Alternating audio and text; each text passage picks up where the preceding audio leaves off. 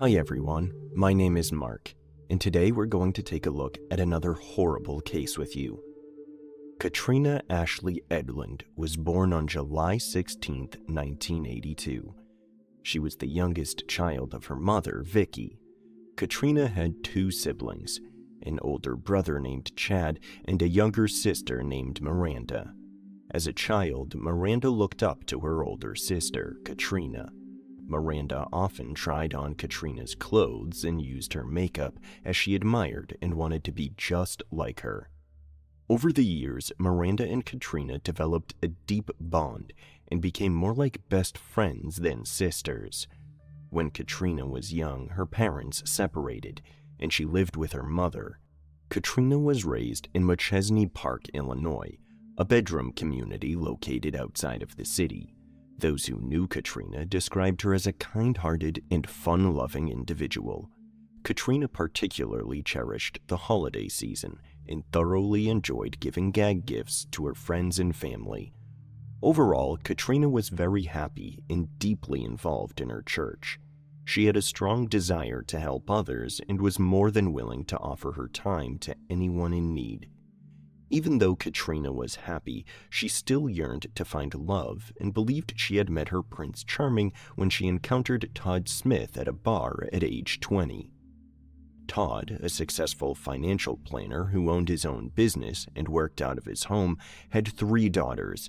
Despite their differences, the couple hit it off, and Todd's work flexibility allowed them to travel extensively. 3 years into their relationship, Todd proposed to Katrina, which she happily accepted. The couple planned an intimate ceremony in a local park, and Katrina was ecstatic about their future together. She loved her stepdaughters and was eager to build a bright future with Todd. Moreover, Katrina's mother, Vicky, and her siblings, Chad and Miranda, loved Todd and considered him a great guy.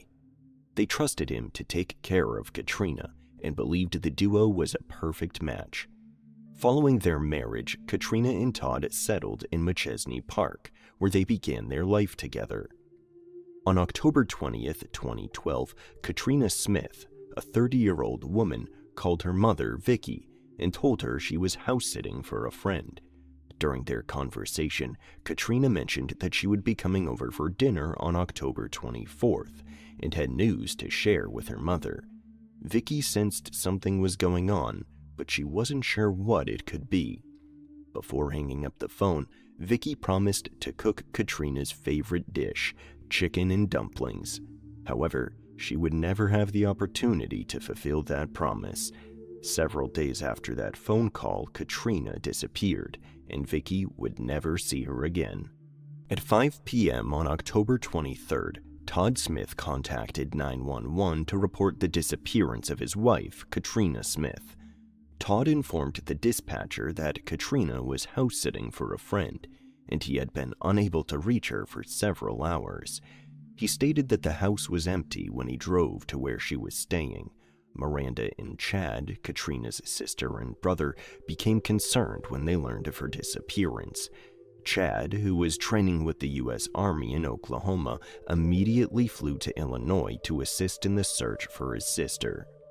On the night of the 23rd, a resident called the police to report an abandoned vehicle near Rock River. According to the resident, the car was not parked on the roadside but was in an easement, as if it had been abandoned in a hurry. When police arrived to investigate the vehicle, they ran the license plate and discovered it belonged to Katrina Smith. Upon examining the car, the police officer found no sign of a struggle or Katrina. When Katrina's mother, Vicky, heard the news that her daughter's car had been found abandoned in a ditch on the side of the road in an unfamiliar area, she knew that something bad had happened to her daughter. It was the only plausible explanation that made sense to Vicky. If Katrina's car was in that area, someone had taken her and parked the car there. After Katrina's car was found, her case was officially classified as a missing person, and the search for her intensified. At 11 p.m. on October 12th, the police took Todd Smith to the Winnebago County Sheriff's Department for a formal interview. During the interview, Todd disclosed to the detective that he had last seen his wife, Katrina, on October 22nd. Todd claimed Katrina returned home for a short while to do laundry because she had a big job interview the following day. As the laundry was going, Todd explained to the detective that Katrina left to go to the mall to buy something and returned home at 8:30 p.m. However, Todd mentioned that Katrina quickly left the house again to go out for a final time. Todd stated that Katrina had informed him she had one last stop to make before returning to the house. She was house-sitting for a friend. The day after Katrina was classified as a missing person, Todd Smith took to the media to plead for his wife's safe return. In a heart-wrenching and emotional appeal, Todd broke down in tears as he expressed his desperate desire to find his wife, Katrina. He appealed to the public, asking anyone who knew anything about Katrina's whereabouts to come forward and share information. As the hours passed, the search for Katrina intensified, and search crews, consisting of officers and volunteers, dedicated their time and effort to locate the missing woman. Their efforts focused specifically on a park located near the spot where Katrina's car had been abandoned. The investigators hoped that any evidence or clues regarding her disappearance could be found in the vicinity. When Chad, Katrina's brother, arrived in Illinois from his army training in Oklahoma, everyone met him at the park to search for Katrina. Chad, using his military training, took control of the search party.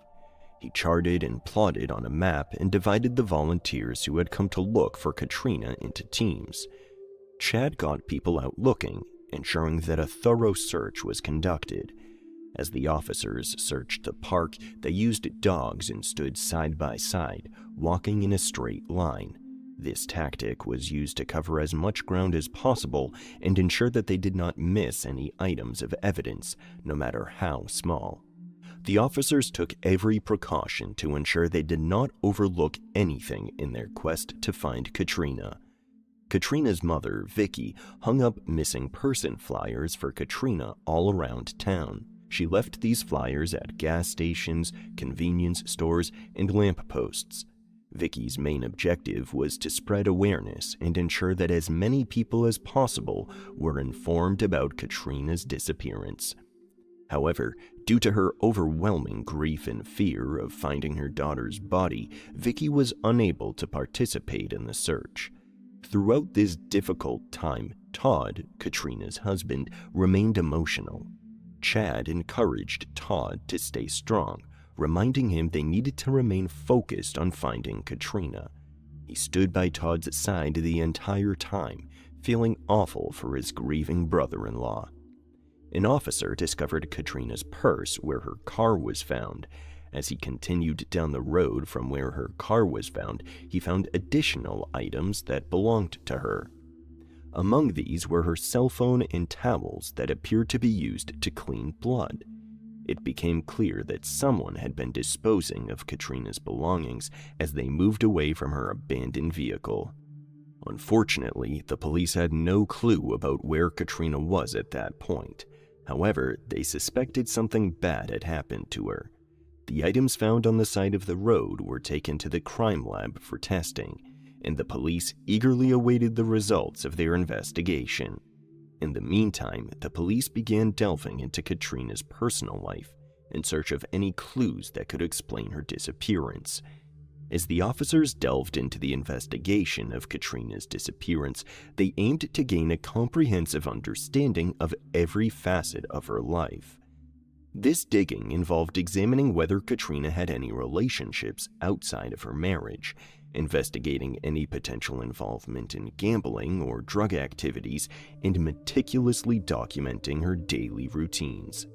The officers interviewed Katrina's friends and family extensively to gather this crucial information.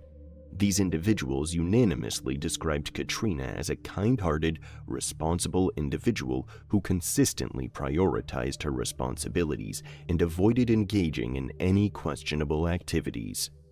Katrina's loved ones expressed that she was known for her dedication to her work and for maintaining a strong work ethic. According to their testimonies, she never exhibited any signs of addiction or irresponsible behavior. In fact, they described her as a dedicated spouse and a hardworking woman who never compromised her integrity. During the search for Katrina, a woman provided an intriguing tip. According to this woman, she had witnessed a blue vehicle matching the description of Katrina's car stopped on a bridge over Rock River on the night of her disappearance. The trunk of the car was open, and she could see a person kneeling behind it. However, the woman was unable to provide any specific details, such as the person's gender or race. When the woman came forward and reported this incident to the police, the officers began to consider the possibility that Katrina may have ended up in the river through foul play. However, they still lacked concrete evidence to support this theory. Officers knew that they needed to investigate further to see if anyone had the motive to harm Katrina. Despite claims that Katrina and her husband Todd were happily married, Todd remained a subject of interest. The authorities had doubts, as there was always the possibility of hidden conflicts or secrets within the marriage. The investigation into Katrina's disappearance continued, and the police received information that led them to a suspect. They learned that there was a boy in town who exhibited an obsession with Katrina. This obsession went back to earlier in the year when Katrina confided in her friends about a teenage boy from her church who exhibited an unhealthy obsession with her. It was alleged that the boy had been involved in acts of voyeurism, specifically targeting Katrina by spying on her through her bedroom window. Katrina grew increasingly nervous during this time due to the teenager's behavior. However, the peeping activities eventually ceased when the teenager moved away for college. The police became suspicious and wondered if the teenager had returned home at some point and resumed stalking Katrina. As a result, they dedicated significant resources to track him down. 3 days into the search for Katrina, her cell phone, which was examined at the crime lab, revealed crucial clues. The phone turned out to be a treasure trove of information for the investigating officers. By investigating Katrina's cell phone, they gained valuable insights into her text messages, incoming and outgoing calls, pictures, videos, and even her GPS location. Katrina's phone data provided the police with a wealth of knowledge, enabling them to piece together a clearer picture of Katrina's activities. For instance, they discovered that she was having an extramarital affair with a coworker named Guy Gabriel. The relationship between Katrina and Guy Gabriel began innocently enough. They initially met after work one night and hit it off. Their connection grew stronger, and they became romantically involved. However, the detective's background check on Guy Gabriel revealed a darker side. Officers discovered that Guy Gabriel had a history of domestic violence. Moreover, the detectives stumbled upon text messages sent by Guy Gabriel to Katrina, demanding that she leave her husband Todd for him. Because of Guy Gabriel's history of violence and his messages to Katrina, he became the prime suspect in her disappearance. The police thought it was possible Guy Gabriel got mad at Katrina for not leaving her husband for him and reacted violently. When Katrina's family found out that she had been having an affair on Todd, they were completely taken aback. Everyone had long believed Katrina and Todd were the epitome of an ideal and happy couple. To discover that Katrina had engaged in such betrayal left everyone in shock and disbelief. Todd, who had no idea about his wife's affair until the police investigation revealed it, was shattered. The news that his wife had been unfaithful hit him hard. Guy Gabriel met the police investigating Katrina's disappearance at the police department for a formal interview. During the interview, Guy appeared nervous, although he did admit to having an affair with Katrina. However, Guy denied having any involvement in Katrina's disappearance. According to Guy, he was at work the night Katrina went missing. While the police investigated Katrina's affair with her co-worker Guy Gabriel, they learned about an incident that occurred 2 weeks before Katrina went missing. Witnesses told the police that it was lunchtime at the auto shop where Katrina and Guy worked, and as all the workers stood outside chatting, a black Volkswagen Jetta sped through the parking lot. The masked driver threw a stack of flyers through the car's open sunroof. These papers fell from the sky and landed at everyone's feet as the employees gathered outside. As the car sped away, the workers picked up the documents and said they were flyers with a derogatory statement about Katrina and Guy Gabriel's relationship. However, no one knew who the driver of the VW Jetta was. When the police questioned Katrina's hairstylist, she revealed that Katrina had confided in her about feeling unsafe and expressing a desire to purchase a gun to protect herself. Katrina had expressed concerns that someone was following her and even went to a store to have her phone checked for a tracking device. At the police garage, crime scene investigators examined Katrina's car for evidence. One of the tools the investigators employed was luminol, a chemical compound that reacts with blood to produce a bright glow. The luminol revealed the presence of a significant amount of blood in the trunk of Katrina's car.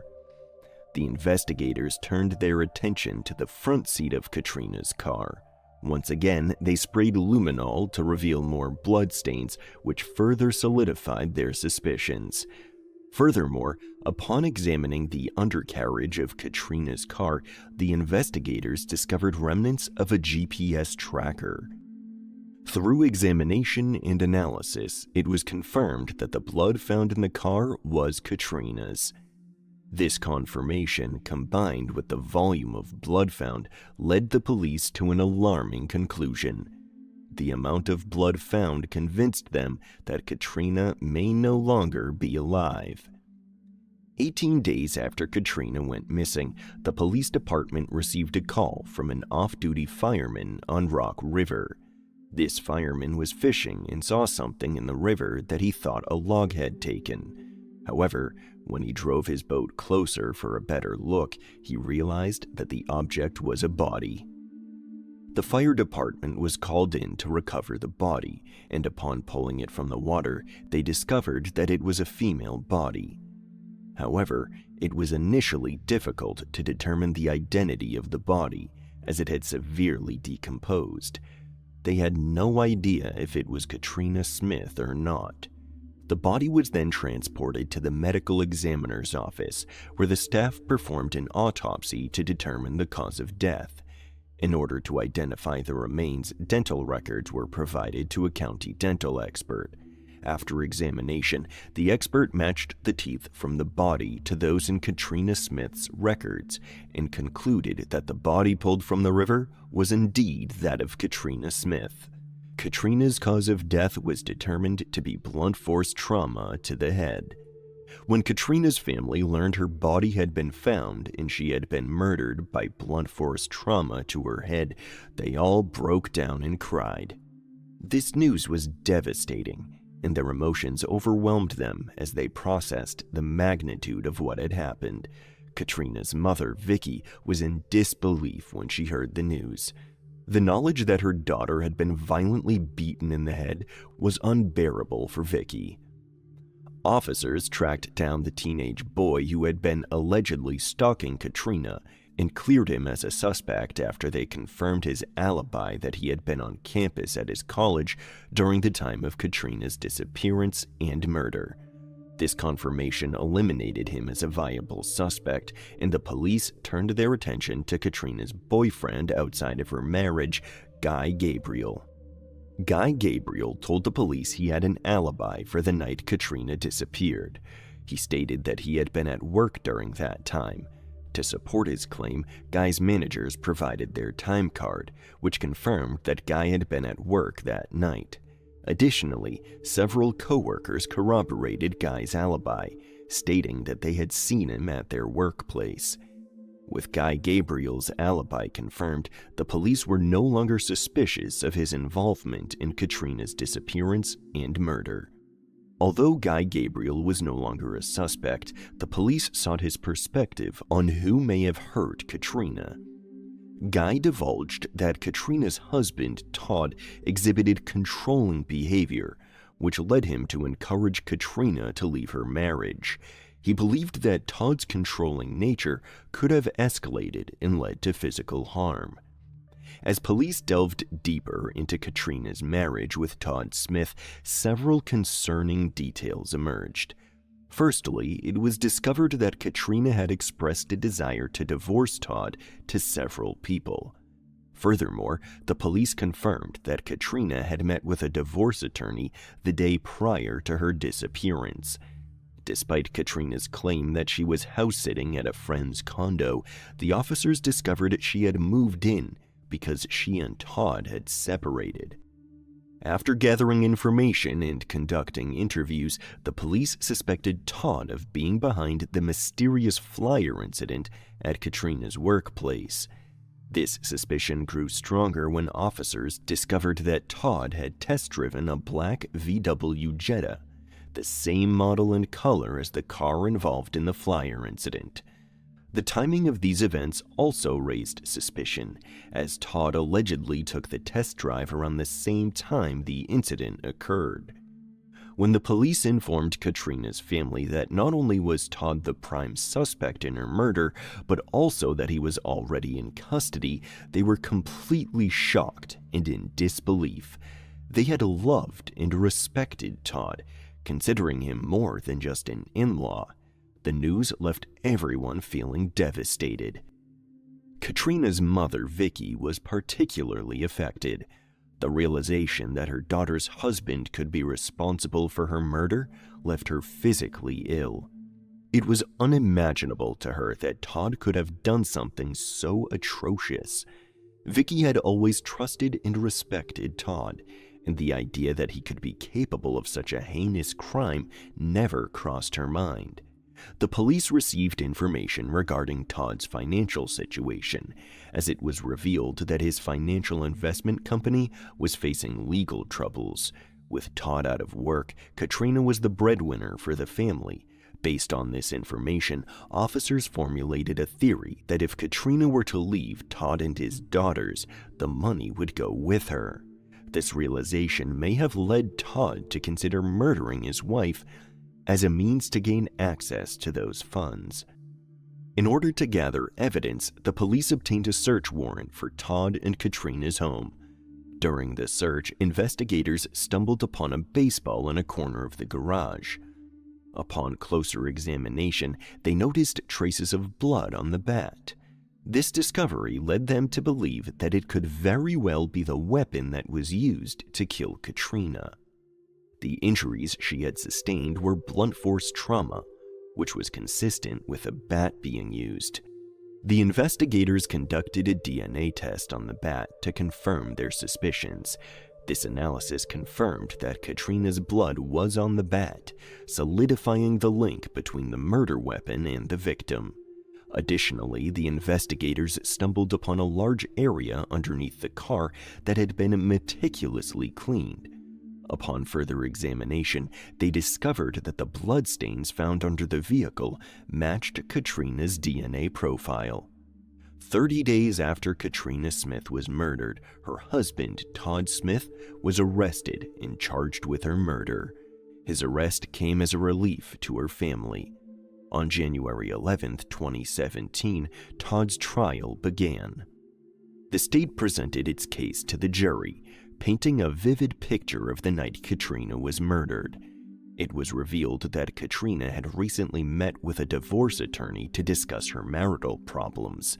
This meeting served as a starting point for the prosecution, as they argued that Katrina's decision to seek legal assistance indicated a troubled relationship. According to the state, Katrina had gone to Todd's house to do laundry in preparation for a job interview she had scheduled for the following morning. During her visit, the prosecution alleged that Katrina had made it clear to Todd that their marriage was truly over. This declaration, they argued, led to Todd reacting violently. The state alleged that while Katrina was in the garage, Todd, in a fit of rage, grabbed a baseball bat and mercilessly beat her to death. After ensuring Katrina's lifeless body, Todd allegedly proceeded to move her into the trunk of her car. He then drove to a remote location known as Rock River. There, he disposed of her body by throwing it off a nearby bridge. Following the disposal of Katrina's body, Todd abandoned her car on the side of the road. As he walked back home to wash away any evidence, he disposed of her cell phone and the bloody towels he had used to clean the garage. Jurors found Todd guilty and sentenced him to 55 years in prison.